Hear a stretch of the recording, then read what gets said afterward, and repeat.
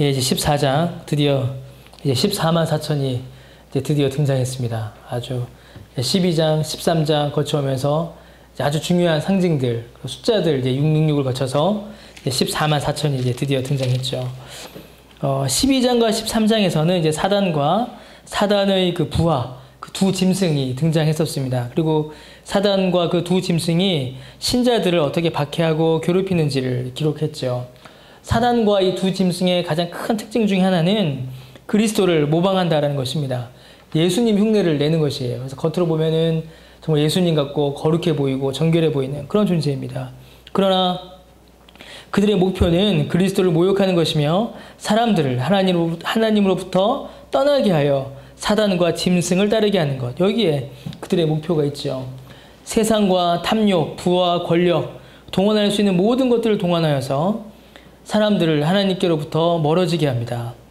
그들을 따르게 하고 그렇게 자신들에게 속한 자들을 이제 불러 모으는 것이죠. 이제 그렇게 해서 사단과 짐승을 따르는 자들, 그들이 가지는 표시가 바로 이제 666, 666이었습니다. 그래서 이 666이 어떤 한 개인, 어떤 한 단체를 가리킨다라는 것보다는 그건 사실 좀 무의미하죠. 그들의 삶, 그들의 말과 행동, 그 모든 것들이 결국에는 사단을 드러내며 사단에 속하고 하나님을 떠난 자임을 드러낸다라는 것을 우리가 살펴보았습니다. 이 666 세대주의라고 하죠. 이제 역사의 흐름 가운데서 특히 이제 역사의 흐름 중에 유대인들의 그런 상태의 변화에 따라서 예수님의 종말의 때를 이렇게 계산해 나가는 그런 사람들을 가리켜서 세대주의자라고 합니다.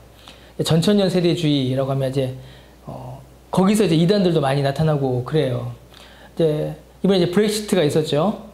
영국이 이제 EU에서 나갔죠. 근데 이 일을 이제 해석을 할 때에 우리나라의 이제 인터콥이라는 이제 유명한 선교단체의 최바울이라는 대표가 있는데 그분이 아주 이 세대주의자입니다. 세대주의자고 아주 이제 좀 잘못된 성경 해석을 많이 하시는 분이세요. 근데 그분이 이제 이 브렉시트에 대해서 이제 글을 하나 쓰셨는데 전형적인 세대주의적인 글을 썼습니다. 그 이제 예수님의 종말, 영국이 이 유럽에서 나가는 것들이 교황과 복음주의자들 간의 뭐 대립과 싸움이고 또 예수님의 재림을 준비하는 뭐 믿는 자들의 뭐 활동이고 뭐 이런 식의 글들을 써내려 갔습니다. 그래서 성경을 이제 바르게 이해하지 못하는 잘못이고 그저 우리 눈에 보이는 것으로만 우리의 눈에 보이는 우리의 판단으로 하나님의 뜻을 재단하려는 그런 실수를 범하고 맙니다. 그래서 이렇게 세월이 수상할수록 우리가 좀 더 하나님의 말씀을 잘 알아야겠죠. 그래서 666은 어떤 한 개인이 아니라 뭐라고요? 상징수, 이름입니다. 이름. 하나님을 떠나고 사단을 따르는 자들, 하나님을 버리고 하나님께 돌아오기를 거부하고 그냥 세상의 탐욕과 부와 이런 것들을 쫓아가는 그런 흐름들을 가리켜서 666이다라고 말하는 것이죠. 자, 이제 14장에 들어와서 이제 진짜가 나타납니다. 이제 진짜가 나타나요.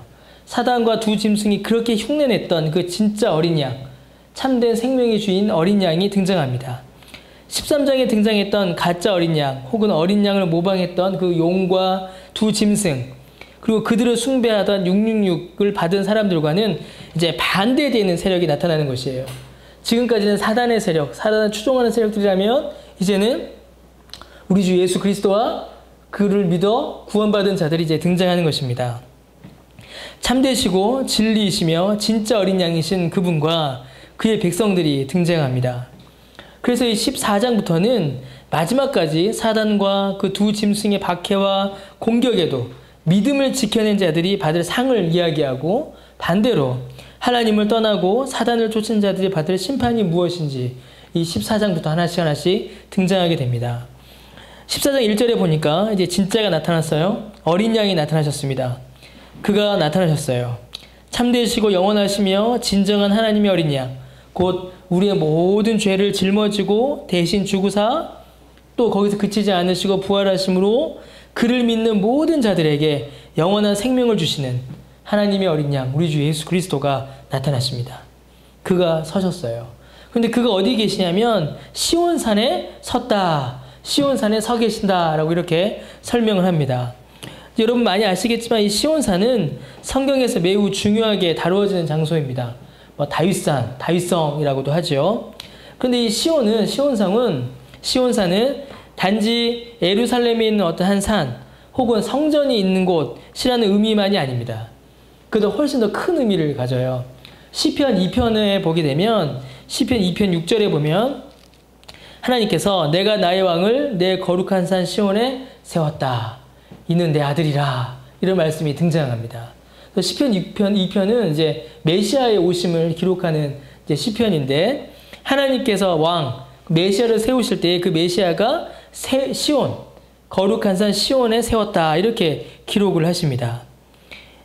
하나님의 왕, 하나님께서 이 땅을 다스리도록 세우신 그 왕은 시온에 선다라는 것이죠. 그래서 이 시온은 단순히 어떤 장소, 어떤 공간의 의미, 그 이상을 의미합니다.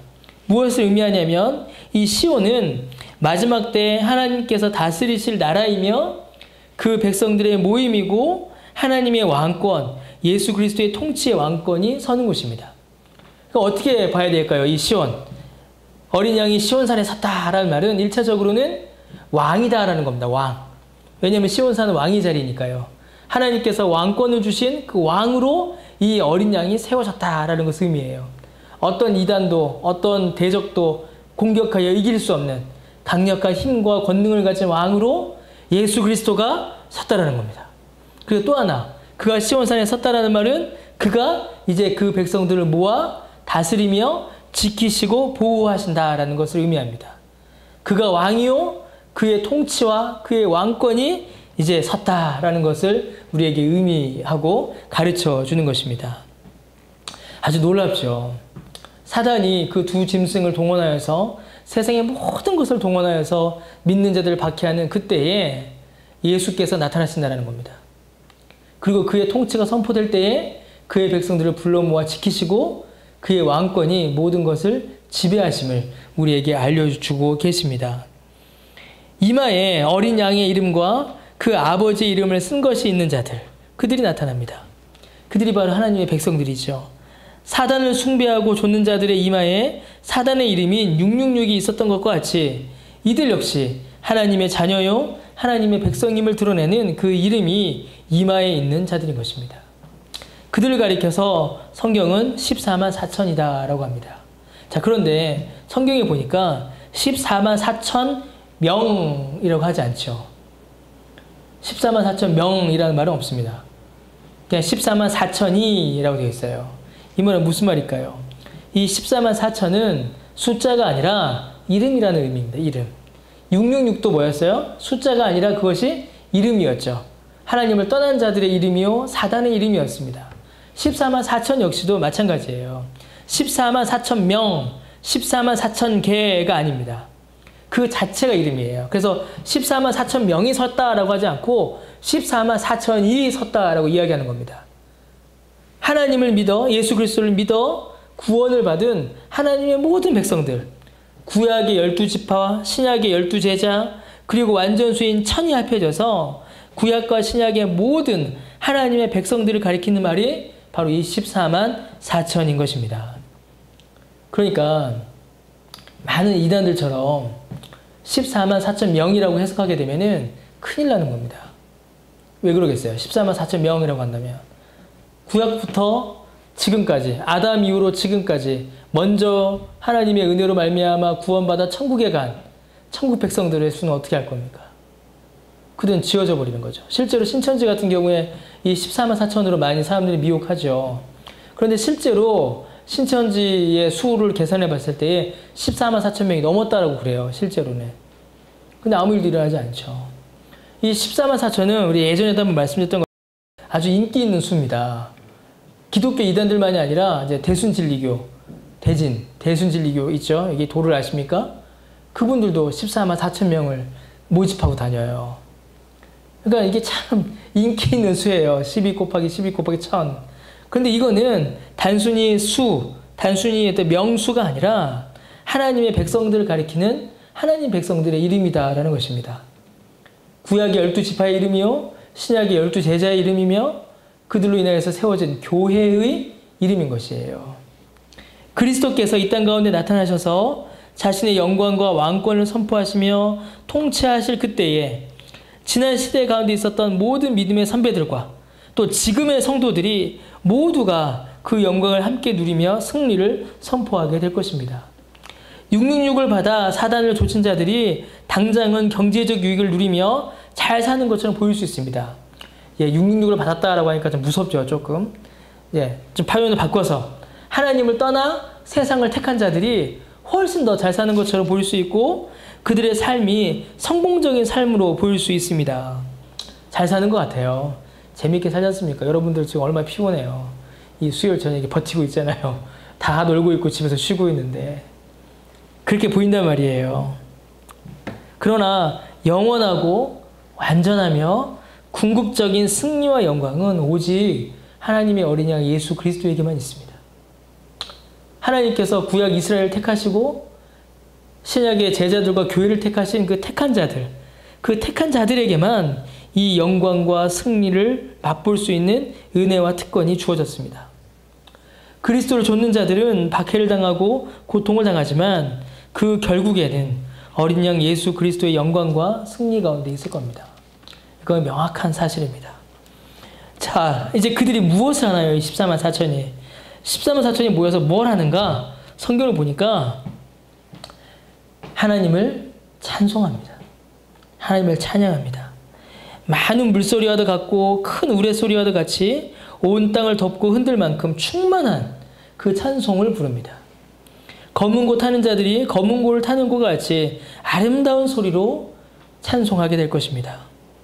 구원받은 하나님의 백성들이 보좌 앞에서 하나님 앞에서 내 생물 뭐였죠? 내 생물 기억나시나요? 우리 앞에 했죠? 모든 피조물들 대표해서 그 다음에 장로들 뭐였어요? 오고 오는 모든 교회라고 말씀드렸죠. 모든 교회와 모든 성도들이 다 같이 모여 하나님을 찬송하게 될 것입니다. 그래서 이 찬송은 뭐라고 합니까? 택함받은 14만 4천 밖에는 3절 이후에 이 노래를 배울 자가 없다라고 말씀하십니다. 왜냐하면 구원의 은혜를 받은 자들만이 하나님을 예수 그리스도의 구원의 은총을 바르게 찬송할 수 있기 때문입니다. 하나님을 떠나 짐승을 좇기로 한 자들, 하나님을 떠나 하나님 앞에 돌아오지 않기로 마음을 정한 자들, 짐승을 따라가는 자들, 세상을 쫓아가는 자들은 결코 부를 수 없는 찬송입니다. 그들은 이 찬송을 알 수도 없고 부를 수도 없어요. 여러분, 여기서 말하는 이 찬송은 지금 우리가 부르는 곡조 있는 노래로서의 찬양과 완전히 일치한다라고 보기는 어렵습니다. 사실은. 그런데 우리가 추측할 수 있어요. 요한이 이제 검은 고 소리를 들은 거니까 어떤 곡은 있겠구나라고 우리가 추측해 볼 수는 있습니다. 우리는 천국에서 정확히 어떤 찬송을 어떻게 부르는지는 사실 우리가 알 수 없습니다. 이제 천국 가봐야 알겠죠. 그렇죠? 천국 가봐야 알 겁니다. 또 이 땅 위에서 불려지는 찬송들, 우리가 부르는 찬송들이 완벽하지도 않습니다. 어떤 한계들이 좀 있어요. 이 찬송을 부르는 자들 모두가 사실 구원받은 자다라고 보기도 어렵습니다. 어떤 분들은 그냥 찬양의 곡조가 좋아서 부르는 분들도 많아요. 당신은 사랑받기 위해 태어난 사람 같은 곡은 이제 어떤 뭐라고 하나요? 건전가요, 우리 어릴 때 들었던 뭐 그런 것처럼 돼버렸어요. 찬송을 부른 자들 모두가 구원을 받은 하나님의 백성이다라고 보기도 어렵고, 우리가 지금 부르는 찬송과 똑같은 찬송을 과연 천국에서 부를 것인가?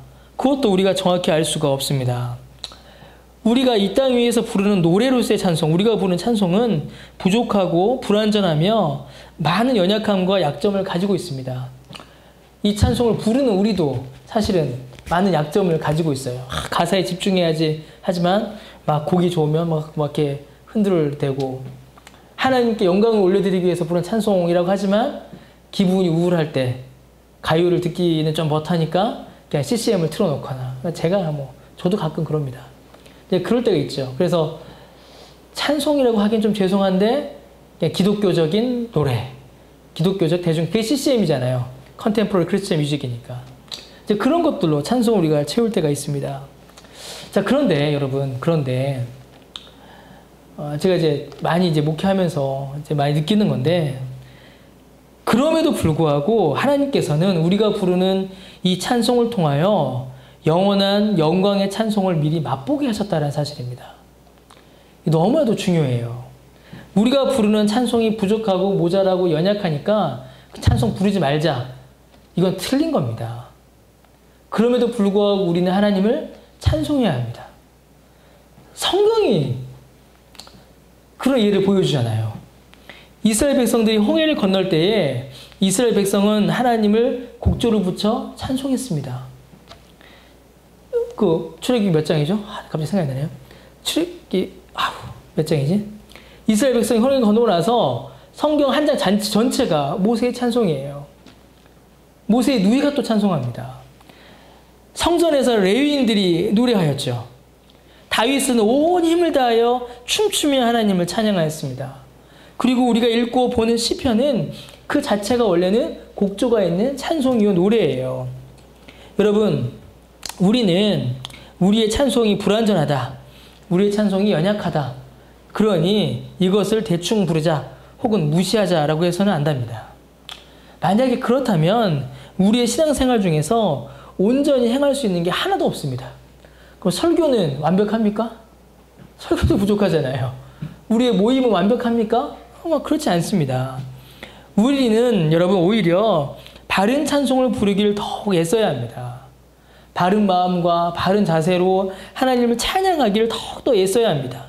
오늘 본문의 말씀과 같이 그리스도의 구원을 찬송하고 그리스도의 이름을 높이며 모든 피조물을 대표하여 주님의 몸된 교회와 성도들이 주를 높일 수 있는 찬송을 불러야 합니다. 그래서 우리는 찬송 부르기를, 찬송하기를 힘을 써야 돼요.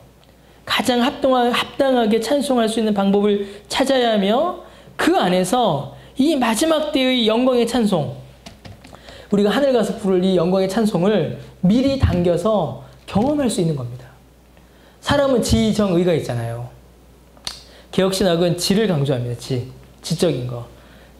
하나님을 아는 지식이 일단 있어야 합니다. 그건 누구나, 이건 무시할 수 없습니다. 하나님을 아는 지식이 있어야 그 위에 신앙이 바르게 설 수 있습니다. 그럼 우리의 정서는 그러면 묶어두면 될까요? 그렇지 않습니다. 우리의 정서를 그냥 묶어놔서만 될 문제가 아니라 우리의 정서가 바르게 하나님 앞에 나타날 수 있도록 우리가 알고 있는 하나님을 아는 지식을 바탕으로 하여서 그 지식으로 인하여 하나님 앞에 감동하고 그 지식으로 인하여서 하나님께 감탄하고 그 지식으로 인하여서 하나님 앞에 감사할 수 있는 우리의 정서적 반응이 나타나야 한다는 것이죠. 그리고 그 정서적 반응이 있을 때에야 우리의 의지가 결단합니다. 아무런 감동이 없는데 잘 살아보세 할 수 없는 거예요. 아무런 정서에 감동이 없는데 그래 나는 이렇게 살아야지 어렵습니다. 우리의 지가 바탕이 되어 정서가 세워지고 의지의 결단이 나오는 거예요. 그럼 그 정서는 우리가 무엇으로 표현할 수 있습니까? 찬송으로 표현할 수 있죠. 찬송으로 표현할 수 있습니다. 이제 우리 교회가 찬송이 좀 부족해요. 많이 부족해요. 많이 부족합니다. 저는 이제 예전에 그 어떤 찬양의 극단에 있었던 교회에서 대학 때 생활을 보냈기 때문에 이제 그런 기억들이 있어요. 어차피 우리들이니까. 집사님이고 사모님이고 앞으로 집사 되는 사람이니까. 우리 교회도 찬양을 좀 많이 했으면 좋겠다는 마음이 사실 제 안에 늘 있습니다. 늘 있어요. 우리 처음에 이제 던노비에서 있을 때 우리 박철 집사가 오후에 찬양인도 몇 번 했을 때도 저 너무 좋았고 또 이성구 집사가 여기 와서도 몇 번 찬양이 참 정말 좋았습니다. 이제 이성구 집사 건강 때문에 지금 못하고 있어서 안타깝긴 한데 그래서 제가 일부러 예배 시간을 10분 당긴 이유도 사실 거기에 있습니다. 근데 제가 좀 찬양을 하고 싶어요. 제가 좀 찬송을 하고 싶고 그리고 우리가 찬송할 때 우리 정서가 하나님 앞에 마음이 열립니다. 이거는 하나님께서 우리 그렇게 만들어 놓으셨어요. 곡조가 노래를 부를 때 우리의 마음이 열리는 것은 당연합니다. 그러면 경건한 찬송으로 우리의 마음을 여는 것, 하나님의 말씀을 향하여서 우리의 마음을 말씀 듣기 전에 미리 여는 것은 너무나도 귀하고 소중한 일입니다.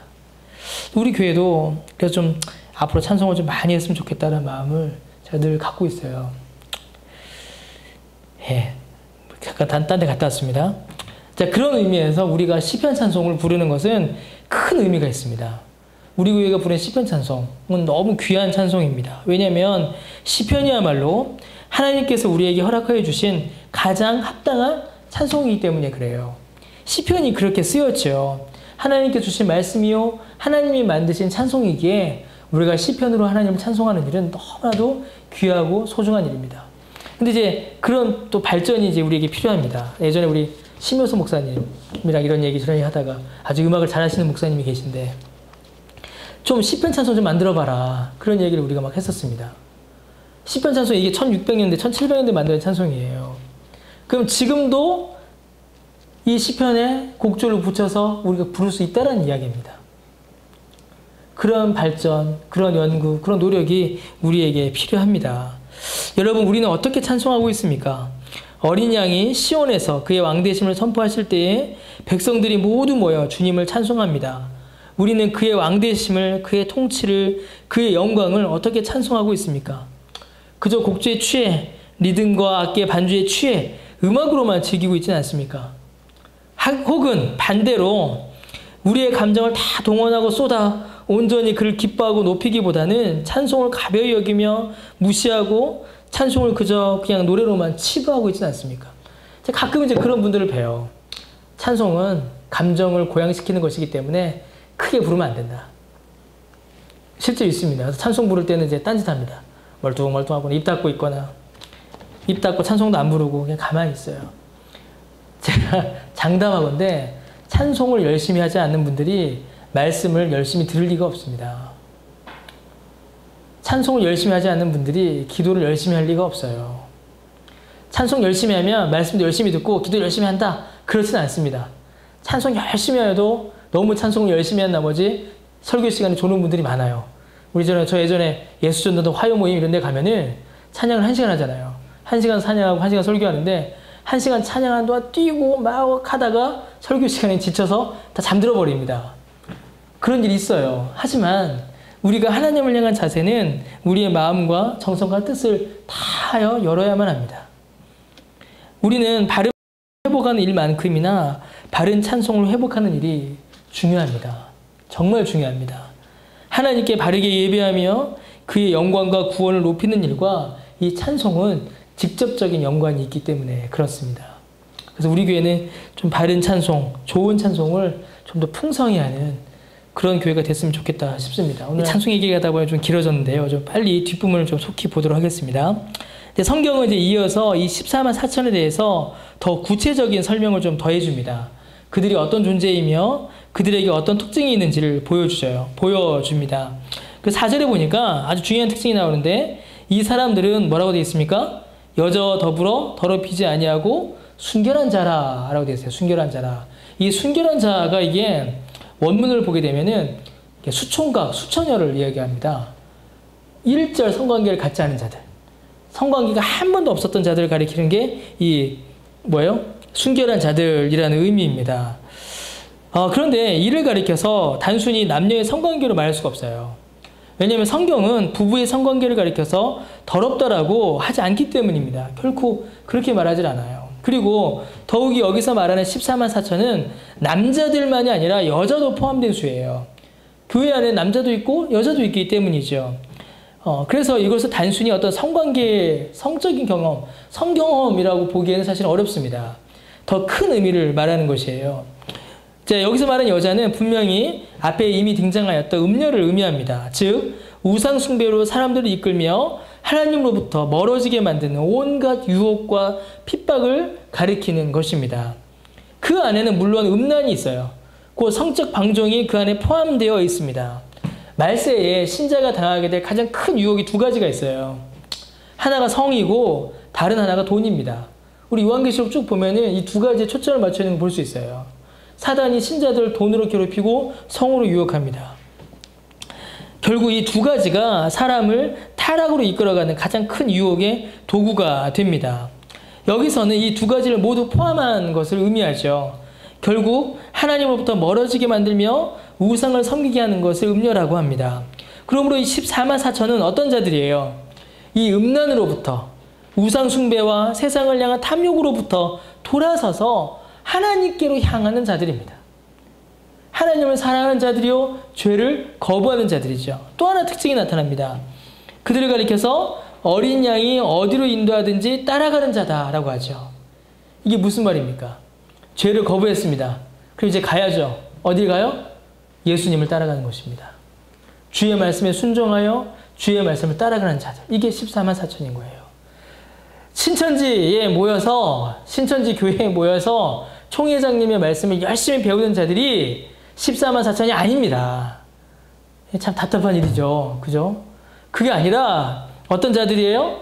음란함, 죄, 세상을 버리고 어린 양이 어디를 가든지 예수 그리스도를 쫓아가는 자들, 예수 그리스도의 말씀을 순종하여 가는 자들이 바로 14만 4천인 겁니다.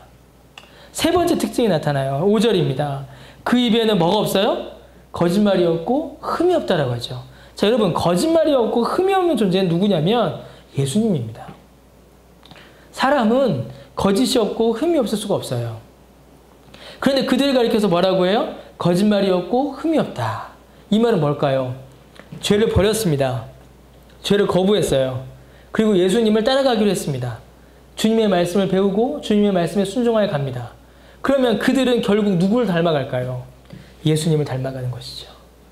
그들을 통해서 예수님이 드러나는 겁니다. 이게 14만 4천이에요. 그럼 오늘날 이 땅 가운데도 14만 4천이 있습니까? 없습니까? 있죠. 있습니다.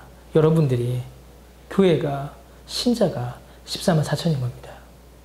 죄를 거부하고 죄를 따라가기를, 죄를 미워하고 누구를 좋아하고 어린 양 예수 그리스도의 가르침을 쫓아가고 그의 길을 따라가며 점점 살아가면서 누굴 닮아가는 것? 예수님을 닮아가는 것. 그래, 그가 있으면 누가 드러나는 거예요? 예수님이 드러나는. 그게 바로 14만 4천이죠. 666은 어땠어요? 반대였죠. 666은 죄를 좋아하고 하나님을 멀리했고 사단과 짐승을 쫓아갔어요. 그러니 666을 받은 자들은, 죄와 세상을 쫓아가는 자들은 그들이 있으면 뭐밖에 안 드러나겠습니까? 죄와 사단밖에 드러나지 않는 거예요. 그러나 14만 4천은 누가 드러난다고요? 하나님이 드러나고 예수 그리스도가 드러나는 겁니다. 이게 14만 4천이 가지고 있는 본질적인 특징입니다. 이게 우리의 모습이고 우리의 모습이어야 합니다. 이 일을, 이렇게 살기를 우리가 간구해야 되고 우리가 이것을 위하여 더욱더 기도해야겠죠. 하나님께서는 이렇게 사는 힘을 우리에게 주시겠다라고 약속해 주셨습니다. 성령께서 교회와 성도들에게 힘을 주십니다. 그래서 교회는, 구원받은 하나님의 백성은, 곧 14만 4천은 더러운 것을 버리고 순결한 삶을 살아갈 힘을 받았고 우리는 이미 받았어요. 그리스도께서 가신 길을 따라가려는 마음의 결단이 있으며 이를 통해 점점 더 그리스도를 닮아가는 존재가 되는 겁니다. 그래야 그가 있는 곳에 예수 그리스도가 드러나게 되는 것이죠. 예수님 잘 믿고, 단순해요. 그 말씀에 순종하고 그를 닮아가는 자, 그리고 그로 말미암아 많은 사람들이 예수 그리스도를 볼 수 있는 자, 그가 14만 4천인 겁니다. 그러니까 내가, 여러분 한 명 한 명이 14만 4천인 것이죠. 마지막 때를 살아가는 우리 교회와 우리 성도들이 어떻게 이 땅 위에서 살아가야 하는지에 대한 가장 좋은 교훈이요 지침이 바로 이 14만 4천을 통해서 우리에게 주어진다라고 할 수 있습니다. 오늘 들으신 말씀처럼 우리의 구원의 은혜에 감사 찬송하고 그를 닮아가고 죄를 미워하고 그를 드러내는 삶을 살아가는 저와 여러분 모두가 되시기를 바랍니다. 기도하겠습니다.